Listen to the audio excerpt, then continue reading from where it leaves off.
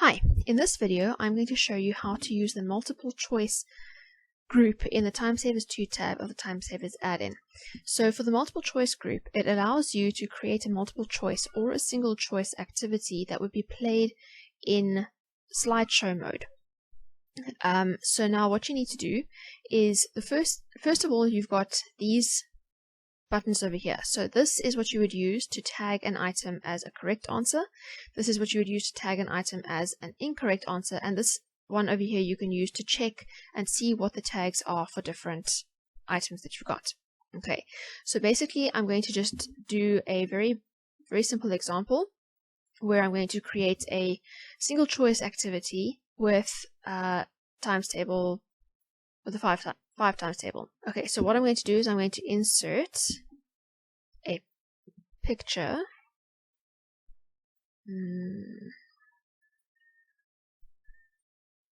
So I'll do that, one of these, and I'll use that one. Okay, so I'm going to have my question in here.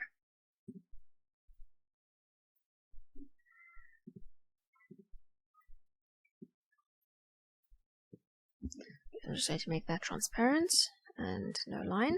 Okay, I'm going to make my font black so you can see it, and change the font to that so I can have that like that, and then I'll just make it all a bit bigger.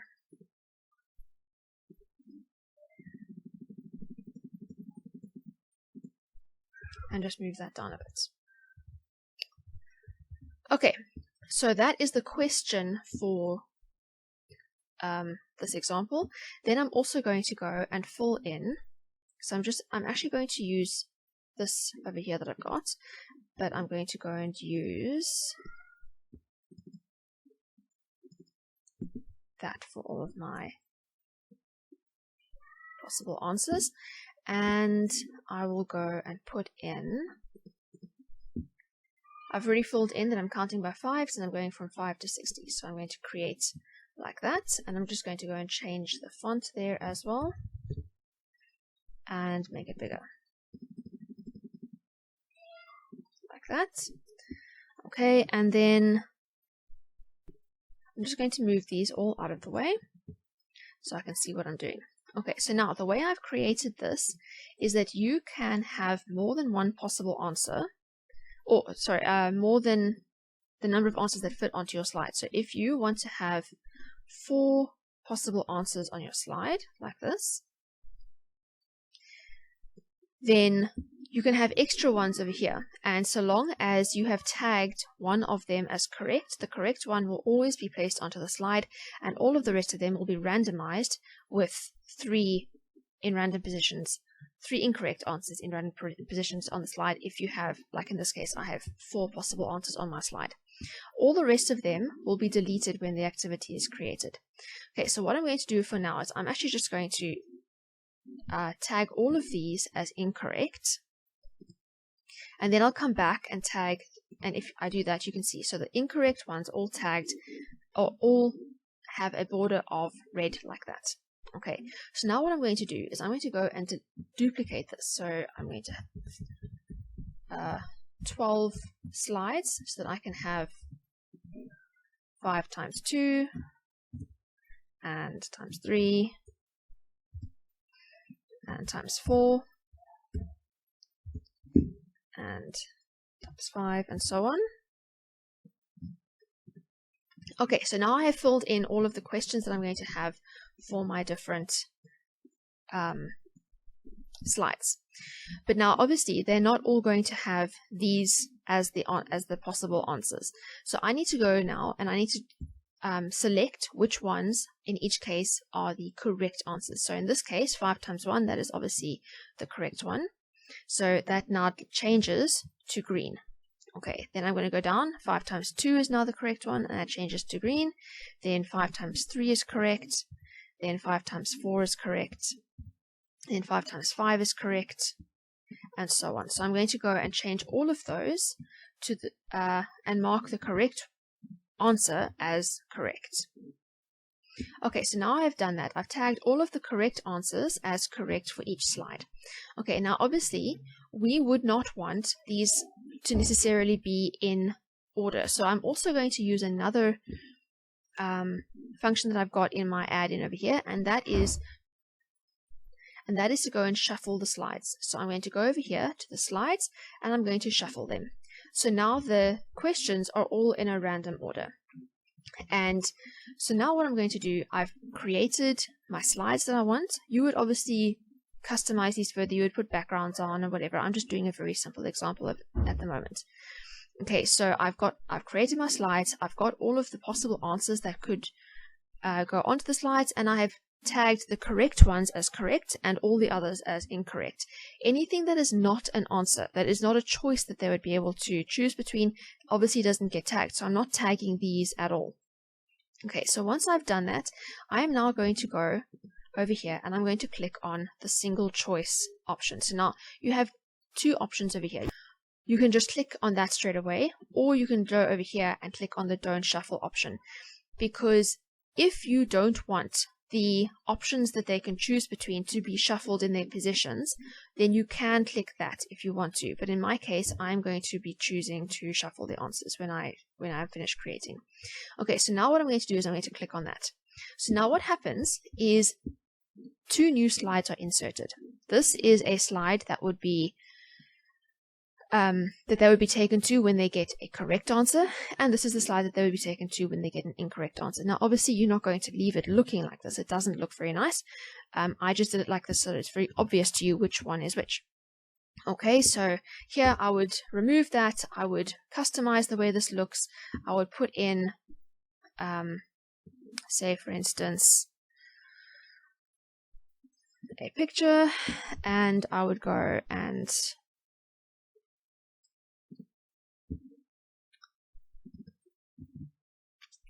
put in a border, which I would send to the back. Okay, and I would put in a text box saying, well done, or you got it, or something like that.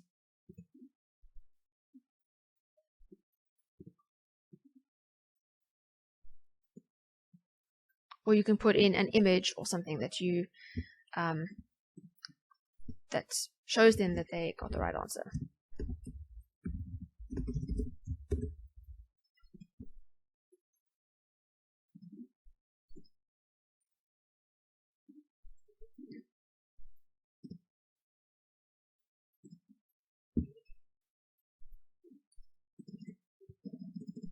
Okay, you would obviously make yours look a lot better than that. Okay, but that's just the general idea. And then once they get to the slide, they would then be able to click on the button and be taken to the next question. If they get the incorrect answer, then let's just go to the next slide and paste that in and send it to the back. And then I'm going to change this and change it to oops, try again.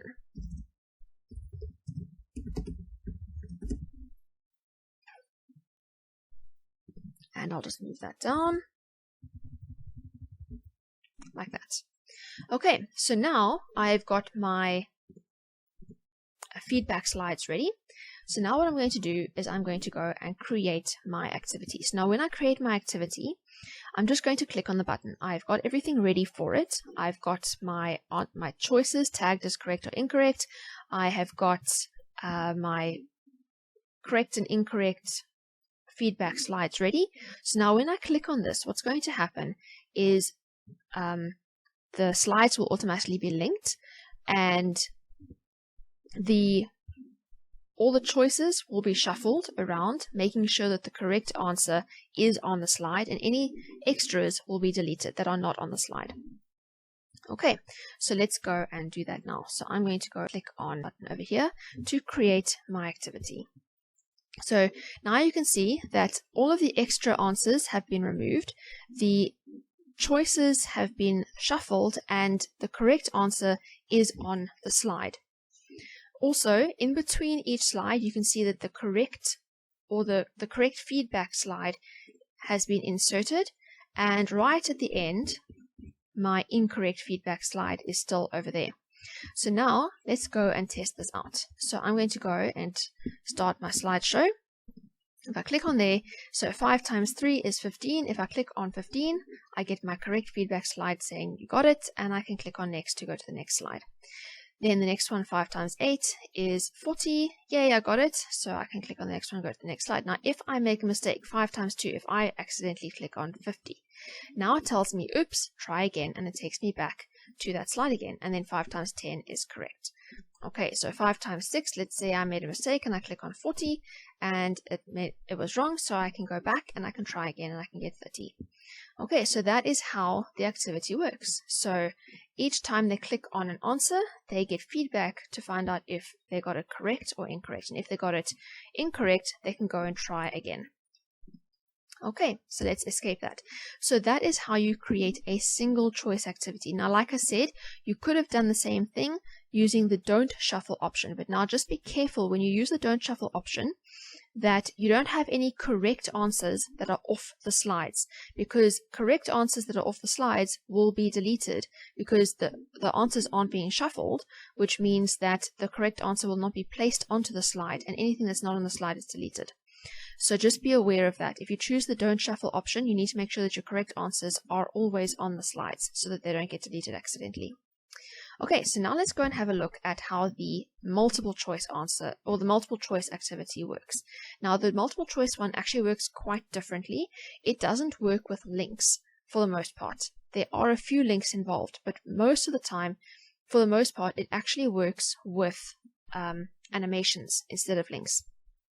So the process is quite different, although for you the process is not that different.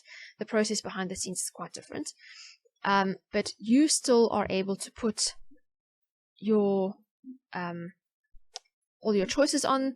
You have the option of putting extra choices on off the slide that can be pulled onto the slide or not if you want to.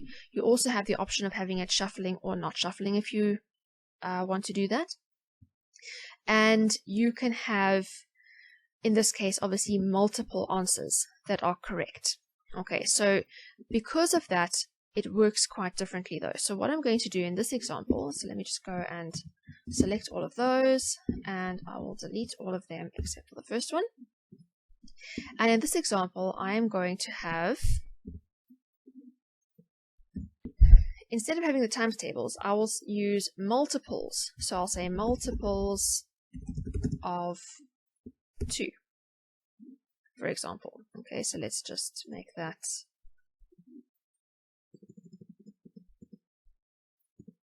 okay, multiples of 2. So now I can have a whole lot of numbers over here, and they would need to select all the ones that are multiples of 2. So if I am going to go and put in some examples or some possibilities, then I'm going to go over here and I'm going to fill in just like I did previously. You can do your things any way that you want to. I'm just choosing to do it this way. Okay, so I'm going to go and put in all the numbers from 1 to 30, 1 to 30, and counting by ones. Okay, and I'm going to go and click create. Okay, so now I'm going to go and actually I'm going to put them down at the bottom over here. I'm just going to make sure that they all fit nicely. So I'll just make them a little bit smaller. And let's group that also. I can put it in the middle and put it up a little bit. Okay. So now I'm going to go and mark them all as incorrect. And then I will come back, and I'm just going to do that so that I can see what I'm doing. And then I will come back and make the relevant ones correct when I need to. Okay, so I'm going to go and duplicate this, and I'm going to do multiples of other numbers as well. So I'm going to have multiples of 3, multiples of 4, and so on. Okay, so now I have created all my slides. Now I need to go back and mark all the correct choices as correct. So I'm going to, for multiples of 2, go and select all the ones that are correct.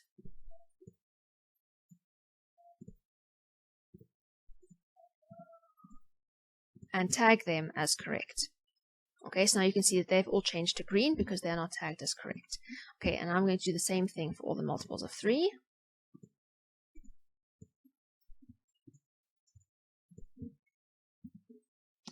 and the multiples of 4.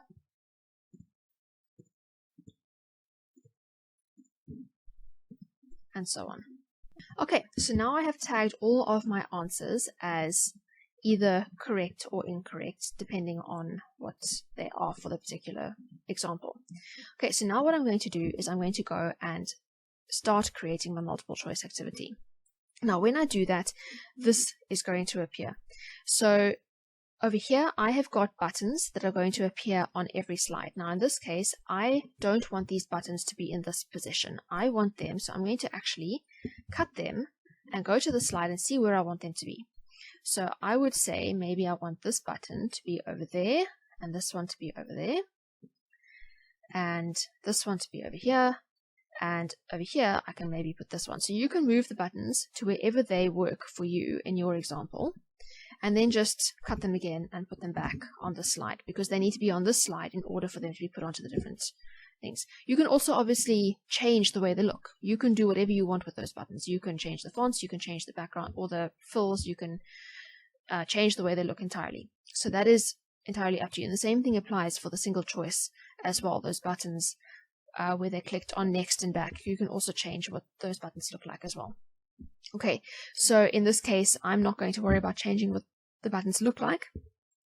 Now these over here are feedback shapes that will be placed on top of the answers that they get. So you can just, at the moment, it is just a green rectangle that will be placed on top and a red rectangle that will be placed on top, or a rectangle with a green border or a red border that will be placed on top. But you could change that to whatever you want it to be. You could change it to a picture, you could change it to a different shape, you can change it to whatever you want. Okay, so if I decided I wanted to change this to if I wanted to change this to a different shape, let me just go over here and change shape and do that. So if I wanted to have a green circle placed on top instead of a green square, then I can do that. And over here, I can do the same thing for the red. I can change it to a different shape as well. So you can do whatever you want here. Okay, so in this case, I could put that there, and then that will appear on top of their answer, whatever they got. Okay, so that is what I'm going to do. So you could, like I said, you can change that to whatever you want. You could change it to a picture or just change by changing the fill. Okay, but don't delete it and then insert another picture, because then it won't know to use it, because it's using that specific shape. If you change and you delete that shape and you put in a new shape, it won't know what shape to use. So what you need to do is, if you want to change it, so I could undo that, and then I could actually go over here to fill and insert from a picture over here, and I could put in any picture that I want to. So I could maybe put in, for my correct answer, I could put in green or whatever, and for my incorrect answer I could put in red. So it's entirely up to you what you want to do. You can change the fill and stuff if you want to. But in this case, I'm choosing to just change the shapes. Okay, so I'm just going to make that a circle, and this one I'll make that, which looks like a cross. Okay, so now I have got everything ready. So I've got my buttons in the place where I want them to be, and I have changed my feedback shapes. So once you've done that, all you need to do is go over here and click on the multiple choice button again. Now, if you want, like in this case, I actually don't want all of these to be shuffled. So I can go and click on this one over here. And then when I do that, all of the options won't be shuffled. They will remain in their positions, but animations will be applied to them and so on. If I choose that I do want them to be shuffled, then I would click on the normal one over there and then do that. And then they would be shuffled while the animations are all being applied. Please just be aware that this will take a little while, because it does take some time for all the animations to be applied, especially when you have a large number on each slide. Okay, so now you can see over here, I have got my correct answers have the green circle on top, my incorrect answers have the red cross on top, and my buttons have been applied to each of the different slides. Now also what I'm going to do is I'm just going to go and shuffle, like I did for my single choice activity. I'm going to go and shuffle the slides so that they're not in a predictable order. And then let's go and test out our activity. So now when we go and start the slideshow, you can see all of those things that were on top of them have disappeared. Now when a student selects a particular choice, then it will be outlined in blue. Okay, so you can see over here they have to do multiples of 10. So if they select that, if they click on that, then they can see that they've selected it because it is outlined by blue. And if they select that one and that one and that one, whichever ones they decide they want to select, if they click on it again, it gets deselected. Okay, then over here they have got a reset button. So if they decide no, they want to start again, they can just click the reset button and everything becomes deselected. If they have clicked on a number of things, they can check their answers with this button over here. Then they can see, okay, I got that one right, but these ones I got wrong. And the check disappears after 2 seconds. If they want to see what all the correct answers are, then they can click on this button over here, and it'll only show them, okay, these ones were the correct answers. So if they do this and they get all 3 correct, then when they check it, they'll be able to see, okay, I got all 3 correct. They can also see those were the only correct ones. And then once they're done on the slide, they just click on next to go to the next slide. And then they can go and select, okay, so that's a multiple of 3, and that one, and so on. Okay, once they have selected all of their choices, they can then check their work and see, okay, yes, they got all of them right. And they can also see all the answers and see, okay, there are no correct answers that they didn't select. So they can go to the next one. And again, if they make any mistakes, then when they check, they'll be able to see, oh, I got a mistake there and I got a mistake there. And then they can go to the next one. And anytime, like I said, they can go and reset as well. So that'll just cancel what they've done. Okay, so that is how the multiple choice activity works. When you've finished creating your activity, I would recommend saving it as a PowerPoint show. Like I said, these activities are meant to be played in slideshow mode. So it makes sense to save them as PowerPoint shows so that you can so that whoever's using it, when they open it, it opens up directly into the slideshow. So to do that, you just press Ctrl-Shift-S to open the Save As window, or you can just press File Save As to get to the Save As window as well. And then just over here, choose PowerPoint Show, that's PPSX, and then Save.